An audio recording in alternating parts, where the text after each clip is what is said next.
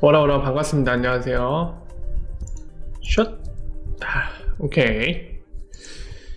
자,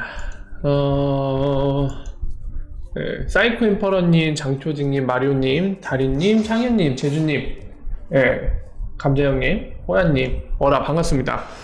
그리고 장초직님 후원 감사합니다. 고맙습니다. 모두 일찍 가셨네요, 또. 자, 오늘 소식들 살펴보도록 할게요. 일단은 이따가 트위터 관련된 거 좀 말씀을 드릴 텐데, 특히 트위터 계정 갖고 계신 분들 있죠? 트위터 계정 갖고 계신 분들은 꼭 안내를 잘 확인을 하시길 바랍니다.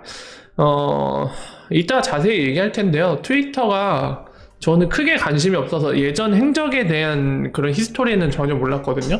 근데 오늘 사건이 터지고 나서 예전의 히스토리를 좀 확인하다 보니까 이 트위터라는 회사는 뭐라고 해야 될까요? 알려진 거는 이제 글로벌 기업 수준으로 알려져 있는데 하는 거를 보니까 이런 관리 측면에서 봤을 때는 이 회사는 거의 그냥 동네 가게 수준으로 보입니다. 제 눈에는. 보안 관련해서는 이거는 여지가 없어요. 이따가 자세히 좀 말씀을 드릴 테니까 트위터 계정 있으신 분들 꼭 설명을 들으시고 필요한 조치를 하시는 게 좋을 걸로 보입니다. 우습게 볼 일은 아닌 것 같아요, 전혀. 자, 오늘 소식들 하나씩 보도록 하겠습니다. 첫 번째 소식은 이제 리플사 직원들이 CBDC 관련해서 최근에 발언했던 것들을 좀 같이 살펴보려고 하는데요. 일단은 보고 나서 제 생각과 제 얘기들을 좀 공유를 드릴게요. 일단은 보도록 할게요. 두 가지를 볼 건데, 일단 브리엔 메디건이 얘기한 거를 좀 보도록 하겠습니다. 리플사 안에서도 이제 금융기관들 상대로 하는 업무 관련된 걸 담당하고 있거든요. 브리엔 메디건이 한 말이 바로 요 말인데, 이게 아마 리플 에피소드 드랍 또는 뭐 다른 형태로 여기 있네요. 옆에 사진. 브리엔 메디건 여기 있죠. 자, 있는데 지금 얘기했듯이 인터뷰 에피소드 드랍인 걸로 기억을 하는데, 거기에서 얘기할 때 이런 얘기들을 한 것 같아요. 요약해서 말씀드리면은 결국에 CBDC는 잠재적으로 리플사에게 기회를 제공할 것이다.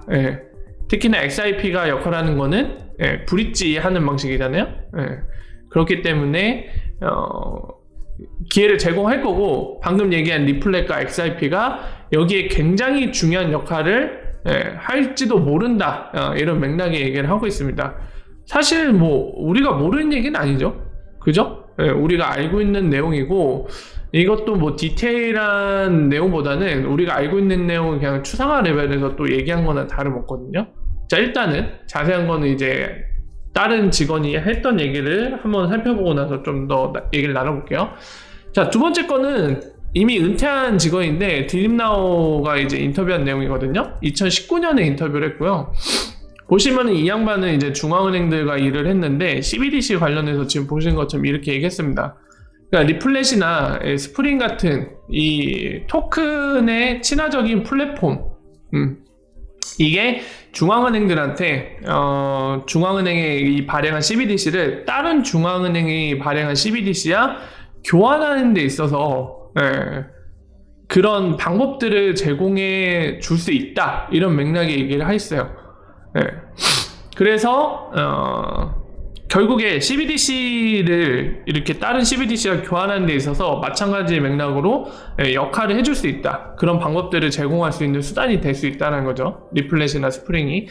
자, 그래서 이런 얘기를 했는데 저는 치킨 먹었지롱. 저녁으로 치킨 먹었어요. 복날이니까. 자, 이 두 가지가 최근에 얘기한 건데요. 제가 그저께 방송에서도 그렇고 어제 방송에서도 CBDC 관련해서 리플사의 이 관점이랑 그 관점에 대한 제 생각을 공유를 했었는데요. 여전히 풀리지 않습니다. 뭐냐면은 리플사는 확실히 지금 이 주요 직원들의 인터뷰 내용만 봐도 CBDC가 출시되는 거는 리플사한테 기회라고 생각하는 게 되게 자명해요. 근데 역시나 어떻게 해서 이게 기회가 될 수 있는지에 대한 디테일은 없습니다. 물론 이제 마치 그 학문 이론처럼 이제 XIP가 브릿지 커런시이기 때문에 CBDC와 CBDC끼리 교환하는 데 있어서 브릿지 역할을 할 수 있기 때문에 이제 중앙은행들이 CBDC를 발행하더라도 다른 네트워크에 있는, 즉 다른 나라의 CBDC랑 교환에 있어서 뭔가 방법과 수단이 필요할 텐데 그런 것들을 제공해 줄 수 있기 때문에 리플사와 XRP한테 기회가 될 수 있다. 이거 사실 우리도 모르는 건 아니거든요. 우리가 정말로 궁금한 거는 그 부분이죠. 그렇게 될 수도 있지만 만약에 리플사가 원하지 않는 그림으로 간다면, 즉 CBDC가 다른 CBDC와 교환하는 데 있어서 그냥 리플렛이나 XRP를 거치는 게 아니라 다른 플랫폼을 선택하게 된다면, 예를 들면은 중앙은행들끼리 모여서 본인들끼리 CBDC를 교환할 수 있는 별도의 네트워크를 만든다던가, 실제로 이 케이스는 두 가지로 연구에서 등장을 했었습니다. 첫 번째는 싱가포르 중앙은행의 마스 페이지 4인가요? 페이지 3에서 여러 가지 이제 크로스보더 페이먼트 관련된 모델을 얘기하는데, 거기에서 제가 많이 말씀드린 유니버셜 WCBDC 익스체인지라고 해갖고, 지금 제가 추상화 레벨로 말한 그 공간을 지금 말한 명칭으로 정의해서 모델로 제시하기도 했고요. 물론 이걸로 하겠다는 게 아니라 여러 가능성을 다 따져놓고선 한 7여 가지 모델 중에 하나로서 이거를 제시하기도 했습니다. 물론 여기에 이제 부정적인 것도 많이 달렸죠. 뭐 관할법이나 이 공간을 누가 주도할 것인가, 이런 되게 복잡한 문제가 있기 때문에 실현하는 게 쉽지 않다, 어렵다, 이런 식으로 좀 언급을 했었고요.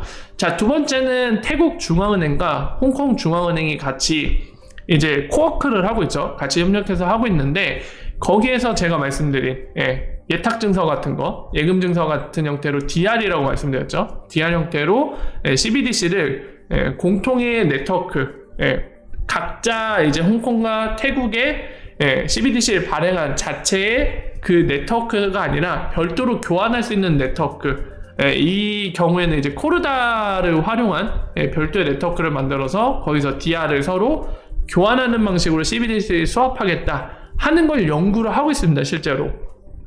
자, 실제로 이렇게 두 가지 사례가 존재하는데, 우리가 궁금한 건 이 부분이에요.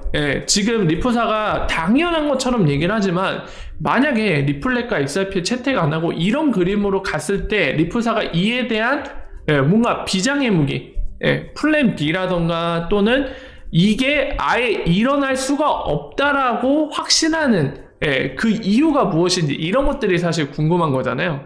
왜냐면 지금의 말한 우리한테 안 좋은 그림으로 가는 게 우리한테 굉장히 리스키하기 때문에 여기에 대한 리플사가 갖고 있는 그 부분을 우리는 되게 알고 싶은 건데, 사실 이 인터뷰에서도 그런 부분이 생략이 돼 있죠. 여전히 그래서 우리가 확실하게 알 수 없는 부분입니다. 그냥 우리는 이제 추리만 해볼 수 있는데, 진짜 우리가 모르는 뭔가 되게 고급 정보, 중앙은행들과 이제 뭐 메이저 은행들과 일을 하다 보니까 우리가 모르는 정보를 알고 있어서 저렇게 자신감이 넘치는 건지, 그냥 믿고 간다, 당연히 이렇게 될 거라고 믿고 승부수를 던지고 있는 건지, 그 부분을 좀 알기가 어려운 것 같습니다. 솔직히 저는 이 부분 되게 알고 싶거든요. 그래서 물어볼 거예요. 조만간 그 에미 요시카와가 그나마 리플사 직원 중에는 대답을 잘해주는 편입니다. 그 애시하고 인도 사람 있죠? 에미 요시카와가 그래도 답변을 잘해주는 편인데, 요 두 친구한테 한번 물어보려고요. 정리를 해갖고. 답변을 해줄 거라는 기대는 힘들지만, 그래도 혹시나 모르잖아요? 이 부분에 대해서 답변을 줄지. 우리가 궁금한 부분이 이런 부분들이기 때문에 한번 물어볼 생각입니다. 자, 어쨌든 이제 CBDC 관련된 발언, 그리고 이 발언을 통해 우리가 알 수 있는 부분들, 체크해야 될 부분들 잠깐 얘기를 나눠봤고요.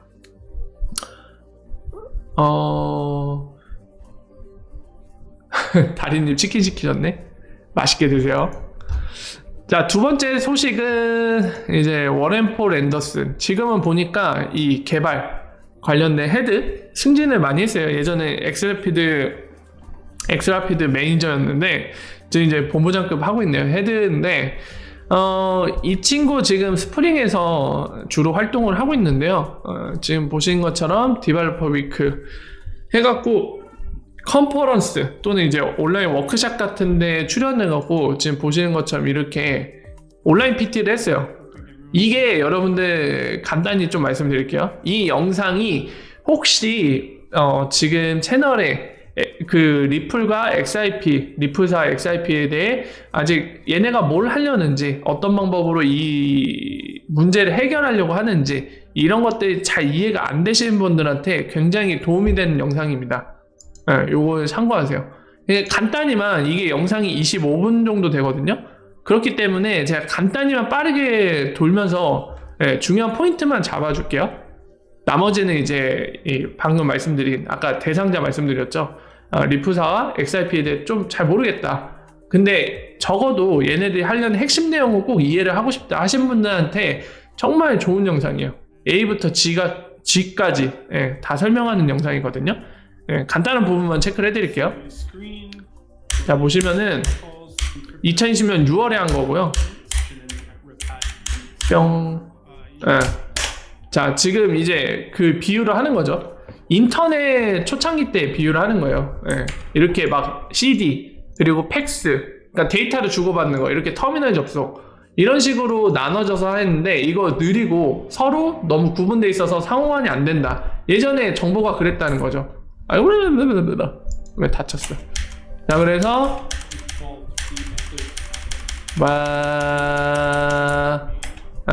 자, 하지만 인터넷이 발전해서 어떻게 해요? 이렇게 PC라던가 스마트폰 이런 걸로 다 되게 시간과 공간의 제약을 안 받고 막 다 교환할 수 있게 된 거죠. 활용할 수 있게 되고. 자, 그래서 이 비율을 이렇게 얘기합니다. 자, 오늘날 근데 돈이 딱 그렇다 그거예요. 인터넷이 시작하기 전에 그 느낌이란 거죠. 팩스로 따로 하고 막 디스크라던가 또는 이제 CD라던가 이런 걸로 하고 있다는 거죠. 돈도 오늘날 그렇다는 겁니다. 마스터카드 네트워크 따로 있고, 비자 따로 있고, 라인페이 따로 있고, 벤모 있고, 알리페이, 페이팔, 뭐 젤레 막 이렇게 다 따로 있는데 이런 것들이라는 거죠. 지금 푸니님 워라 어서오세요. 반갑습니다. 자, 그래서 같은 레벨로 비유를 하겠죠. 그래서 돈을 어떻게 하겠다? 인터넷처럼 일단은 돈에 대한 거부터 얘기하네요. 여전히 저런 상태라 네트워크 다 분리되어 있고 서로 격리되어 있는 거죠. 서로 다 떨어져 있으니까 연결 안 됐고. 그래서 보시는 것처럼 이 상인들이 돈을 받는데도 이틀에서 한 달 가까이 걸리고, 그리고 이 개개인들이 돈을 보내더라도 국제 송금, 즉 크로스오버 페이먼트 처리할 때는 3일에서 5일 정도 걸린다. 너무 느리다는 거죠. 자, 그래서 그죠? 지금 설명드렸던 내용 하고 있는 거죠. 장벽이 너무 크다. 그래서 이런 것들로 인해서 비용이 이렇게 많이 든다고 합니다. 그래서 연간 세계적으로 이 페이먼트 처리하기 위한 수수료로 나가는 게 1.5조 달러라고 합니다. 엄청나죠? 우리나라 돈으로 거의 3천조? 3천조죠? 아니요, 3천조까지는 아니겠다. 말도 안 되는 계산을 했죠, 제가. 1700조, 1700조 원 정도가 수수료로 나간다고 합니다. 전 세계적으로. 그래서 보시면은 고객이 계좌 갖고 있는 은행에서 이제 게이트웨이 통할 때 한 단계씩 할 때마다 30센트씩 든다고 해요. 우리나라 돈은 한 300원에서 400원 정도. 여기 들고 카드 네트워크 거칠 때 또 들고, 반대쪽 이 상인이 애용하는 은행 전달하는데 또 들고, 이러니까 많이 든다는 거죠.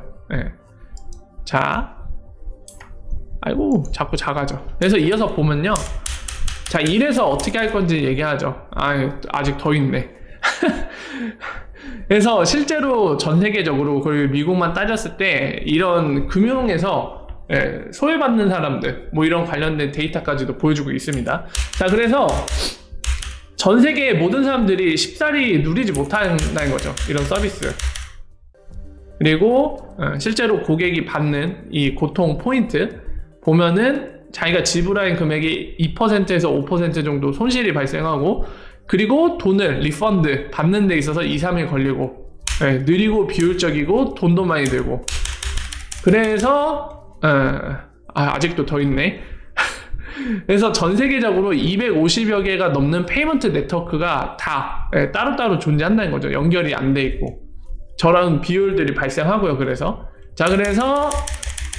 이런 현재 상황, 현재 문제에 대해서 이제 리플사가 인터넷을 통해서 아까 보여준 것처럼 데이터, 인포메이션들이 손쉽게 시간과 공간의 제약을 받지 않고 전달됐듯이 이런 특징들을 글로벌, 전 세계적으로 가능하게 됐고, 릴라이어블, 신뢰적으로 할 수 있게 됐고요. 스케일러블 확장시킬 수 있었고요. 작은 단위가 아니라 좀 더 큰 단위, 요즘 막 기가 단위, Gbps 단위의 속도도 나오고 그러잖아요.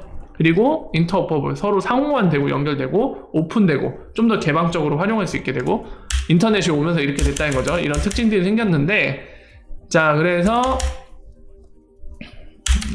이거 인터넷 생기고 나서 데이터 처리하는, 전송되는 그 트래픽 양의 성장을 얘기하는 거거든요. 그러니까 여기에서 얘기하고 싶은 건 그거예요. 결국에 뒤에 이제 이 똑같은 이 흐름, 플로우를 따라서 돈 세계, 머니 세계가 어떻게 될 수 있는지에 대한 얘기를 간접적으로 시사하고 있는 겁니다.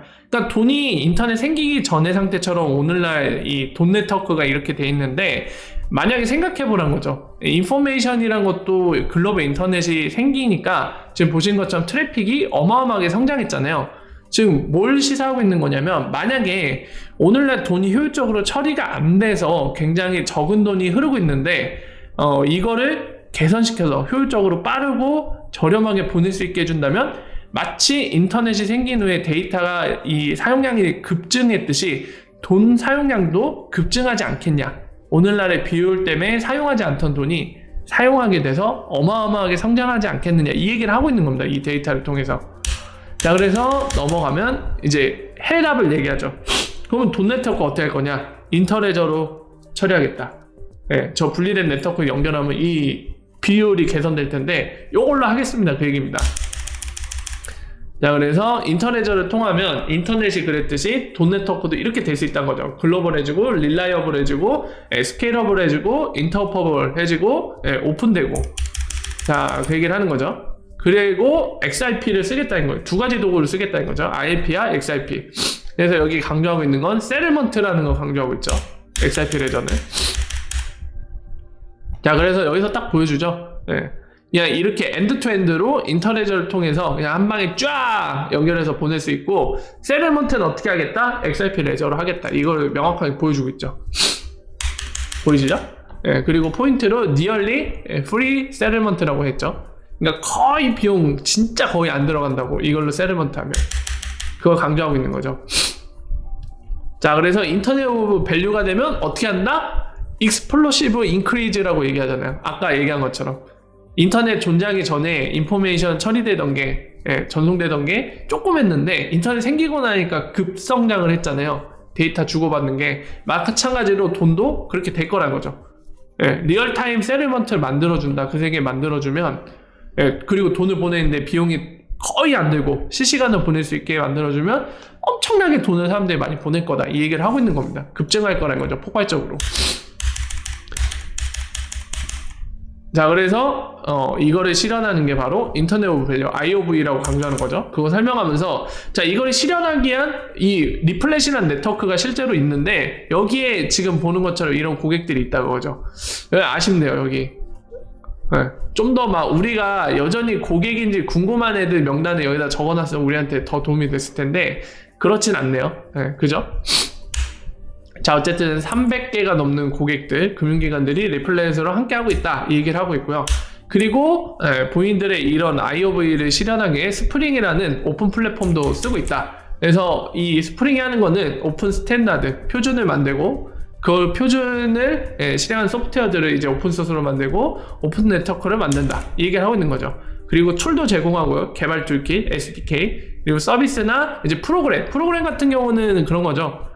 투자를 한다든지 어떤 기업들 가능성이 있고 XIP 생태계를 발전시킬 수 있는 그런 기업들 발굴해서 투자도 하고, 때로는 이제 컨퍼런스도 하고, 이런 프로그램들을 얘기하는 겁니다.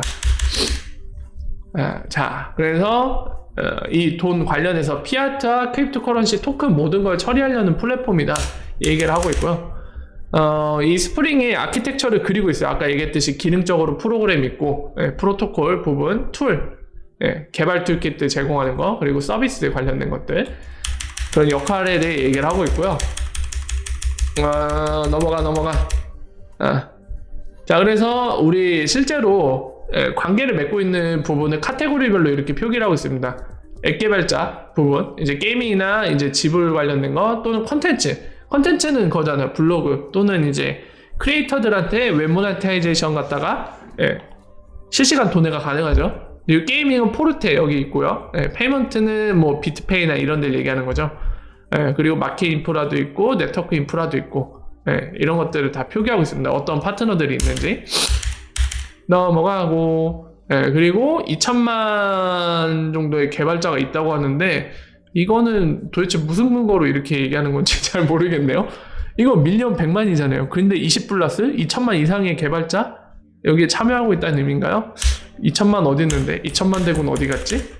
잘 모르겠네요. 저. 자, 그러면서 이렇게 마무리 짓습니다. 그러니까 초안문에 이제 리프사가 어떤 문제를 해결하고 싶은지 그 문제는 어떤 상황인지 지금 어떤 부분이 비효율적이고 그런지 그 비율을 리프사가 해결을 할 건데 이 뭐라 해야 될까 그림이 그냥 본인들의 상상이 아니라 실제로 인터넷 산업이 그랬듯이 돈 산업도 마찬가지로 그런 식으로 실현이 될 것이다. 이런 청사진을 제시하면서 본인들의 비전을 얘기하고요. 그리고 그런 목표에 대해서 한마디로 우리가 한 단어 줄이면 인터넷 오브 밸류다, IOV다 하면서 그 IOV를 실현하기 위한 실제적인 것들을 이제 언급을 하는 거죠. 뭐 리플렛이라던가 리플렛의 실제적인 금융기관들, 메이저 금융기관들 이런 데들 와 있고 300개 이상. 그리고 또 하나 스프링을 통해서 이런 도구들, 이런 프로그램들을 제공함으로써 우리가 이 IOV를 실현할 거다. 뭘로? 인터레저와 XRP로. 뭐 이런 맥락의 설명들을 하면서 이제 리프사 XRP에 대한 A부터 G까지 핵심 부분만 쫙 브리핑을 했더라고요. PT를. 그래서 리플과 XRP에 대해 잘 모르시는 분 그리고 리플과 XRP에 대해 짧은 영상으로 모든 걸 알고 싶다 핵심 부분을 이 영상이 딱 제격인 것 같아서 제가 간단히 설명을 드렸어요. 이 부분을 참고하시면 될 것 같고요. 자, 이게 두 번째 소식이었습니다. 자, 세 번째 소식은 안 좋은 건데 오늘 아침에 일어나서 굉장히 깜짝 놀랐어요. 이게 무슨 사건인가 하고 굉장히 놀랐는데 처음에 제가 맞닥뜨린 거는 바로 주요 인사들의 트위터 계정이 해킹됐다는 소식이었거든요. 그래서 저는 주요 인사 뭐 앨런 머스크 여기에도 잠깐 언급되는데 앨런 머스크라던가 뭐 누구죠? 마이크로소프트 전 명예회장 갑자기 이름이 생각 안 나네? 빌 게이츠라던가 이런 유명인사 몇 명만 된 줄 알았더니 이게 쭉 내용을 보다 보니까 아니더라고요. 정말 수많은 유명인사 뭐 전 미국 대통령 오바마도 그렇고 해킹을 엄청 당했더라고요. 그래서 그걸 접한 순간 설마 했는데 역시나 확인해 보니까 트위터가 해킹을 당했습니다. 오늘 아침에는 트위터가 해킹당한 지 얼마 안 돼서 본인들이 어떻게 해킹을 당했는지 정리가 안 됐는데 트위터 공식 계정을 통해서 해킹 루트가 확인이 됐습니다. 어느 정도 공개는 했는데 트위터가 공개한 내용에 따르면은 그렇습니다. 본인들 직원이 APT라고 해서 사회공학적 기법이죠. 그러니까 뭐 그 해당 직원한테 악성 코드를 감염시킬 수 있는 메일을 보낸다던가 이런 방식으로 접근해서 그 직원 단말기를 탈취해서 그걸 통해서 이제 트위터 서버까지 쳐들어간 거죠. 그런 식으로 해킹을 당했다고 추상적으로 그냥 그 내용을 공개를 해놓은 상태고요. 그리고 트위터가 이거 말고는 자세히 밝히는 게 없습니다. 다만 그냥 고객들한테 비밀번호를 변경하라고 그렇게 안내만 되고 있거든요. 근데 이거를 그냥 뭐 그럴 수도 있지 이렇게 보시는 분들 계신데 이거는 되게 심각한 겁니다. 왜인지 제가 설명을 드릴게요. 자, 여러분들 잘 보세요. 이게 트위터 서버가 해킹당했다고 사용자 계정이 이렇게 단기간 내에 해킹당한 거는 되게 심각한 문제예요. 왜냐면은 제가 말씀드릴게요. 자, 네이버를 비유를 해서 말씀드릴게요. 자, 네이버 서버가 있습니다. 네이버 서버에 뭐 여러 가지 정보가 있겠지만 어떤 정보 있을까요? 우리 사용자 계정이랑 사용자 아이디랑 패스워드가 저장되어 있단 말이에요. 왜 저장되어 있죠? 네이버 서버에? 네이버를 사용하는 사용자 아이디와 패스워드 왜 저장되어 있을까요? 당연히 그럴 수밖에 없죠. 사용자가 나 네이버 로그인할래 아이디 입력 그리고 내 아이디의 패스워드는 이거야 입력을 해요. 그래서 엔터를 빵 때리면은 이게 정보가 맞으면은 로그인 성공하잖아요. 이걸 검증하려면 얘네도 정보를 갖고 있어야지 검증을 할 수 있잖아요. 이건 당연한 거죠. 자, 근데 생각을 해보세요. 아이디가 XRP고 패스워드가 $10,000요.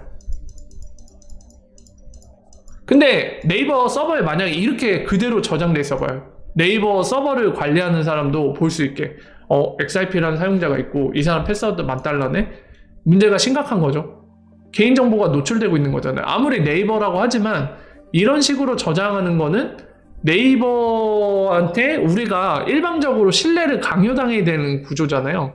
이건 바람직하지 않겠죠. 그러니까 어떻게 했냐면은 이 이유 말고도 이 서버를 해킹당했으면은 해커가 이거를 그대로 빼갈 수 있는 거잖아요. 그럼 사용자 계정이 다 노출되잖아요. 그러니까 이런 측면에서도 이제 보안 쪽에서는 어떻게 하기로 결정했냐면 이거를 원웨이 펑션이라고 해갖고 해시 처리를 하자. 그러면 이거 바뀌어요. 막 $100,000 뭐 이렇게 글씨로 바뀌는 건 아닌데 어쨌든 바뀝니다. 네, $100,000라고 바뀌었다고 치고 아이디도 막 아이디까지는 하진 않는데 뭐 아이디 하는 경우도 있겠죠. 업체에 따라서. 네, 어쨌든 이렇게 원웨이 펑션으로 이렇게 바꿔 놓습니다. 이 $100,000라고 아웃풋으로 해시 처리된 값으로 거꾸로 이거를 연산할 수는 없어요.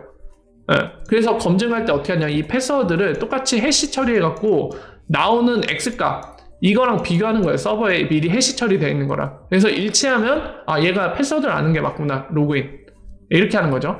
이렇게 처리했을 경우 이거를 저장해 놓으면은 이거를 해커가 탈취해 가더라도 당장 고객의 패스워드를 알 수 없단 말이에요. 해시 처리된 거니까 역계산이 안 되거든요.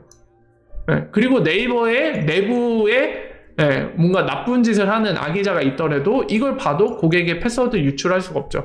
그러니까 보통 추상화 레벨에서 얘기하면 이런 식으로 구성이 돼 있는데 제가 이 설명을 이제 이쯤 되면 왜 드린지 알겠죠?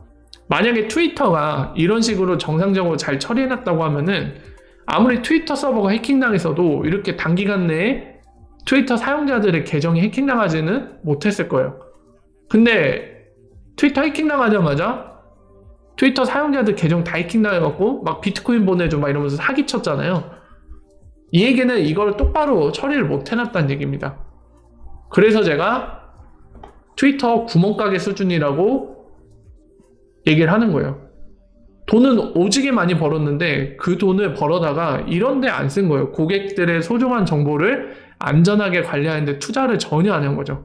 근데 얘네가 진짜 어처구니 없는 게 제가 아까 말씀드렸죠. 트위터에 관심이 크게 없어서 예전 행적, 히스토리는 전혀 몰랐는데 이 일이 터지고 나서 방금 여러분들께 설명드린 이 부분이 인지가 되고 나니까 아니 글로벌 기업이라는 트위터가 어떻게 이렇게 구멍가게 수준의 보안을 했지? 해서 예전에 행적을 찾아봤어요. 해킹도 여러 번 당해봤고요.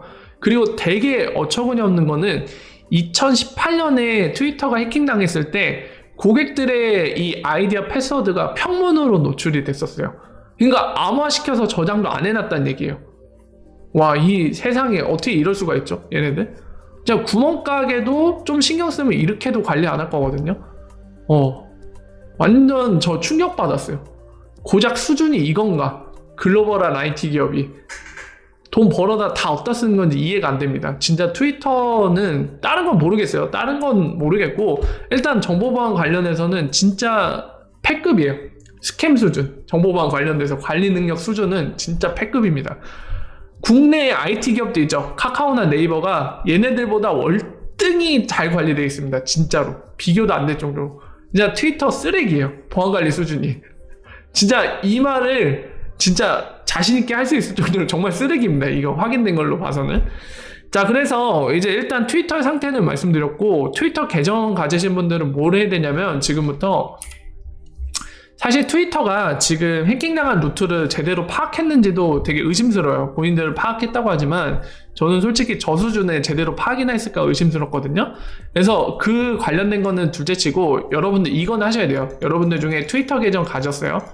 트위터에 뭐 아이디랑 패스워드 있을 거 아니에요. 근데 이거를 다른 서비스, 네이버라든가 카카오에서 쓰는 아이디 패스워드가 트위터에서 쓰는 아이디 패스워드와 이꼴이다. 이런 분들은 빨리 바꾸세요. 네, 다른 사이트에 이 똑같은 트위터 패스워드와 똑같은 네이버, 카카오, 기타 등등 서비스 쓰시는 거 패스워드 다 바꾸세요. 이거 털렸으니까 조만간 일로도 시도할 거거든요. 턴놈이.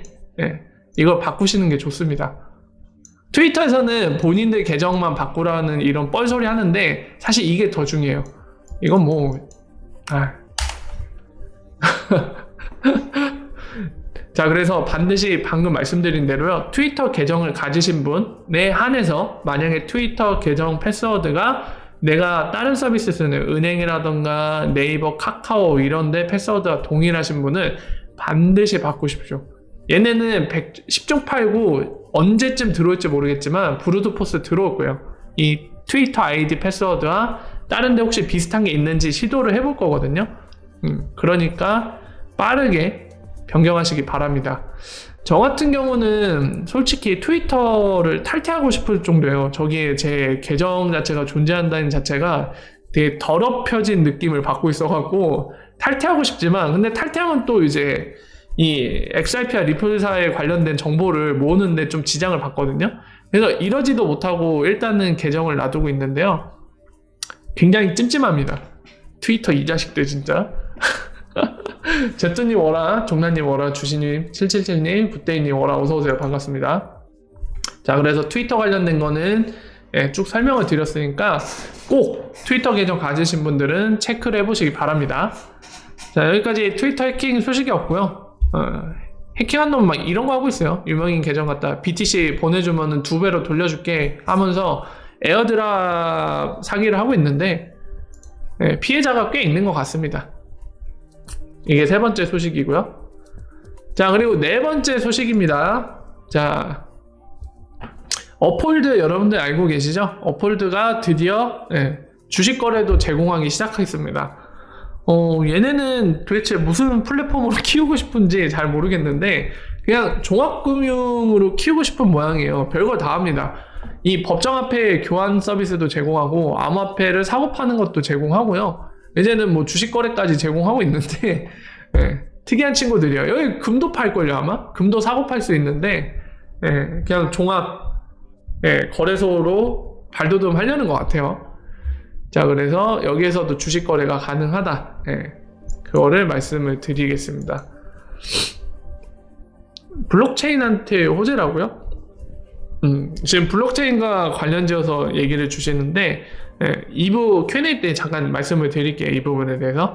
자, 일단은 1부 오늘 소식들 정리해서 다 말씀드렸고요. 잠깐만 쉬었다가 2부 Q&A 때 지금 몇 가지 뭐 트위터의 해킹 관련해서 뭐 블록체인을 연관지어서 이제 이런저런 얘기도 하시는데 거기에 대해 좀 얘기를 나눠보도록 하겠습니다.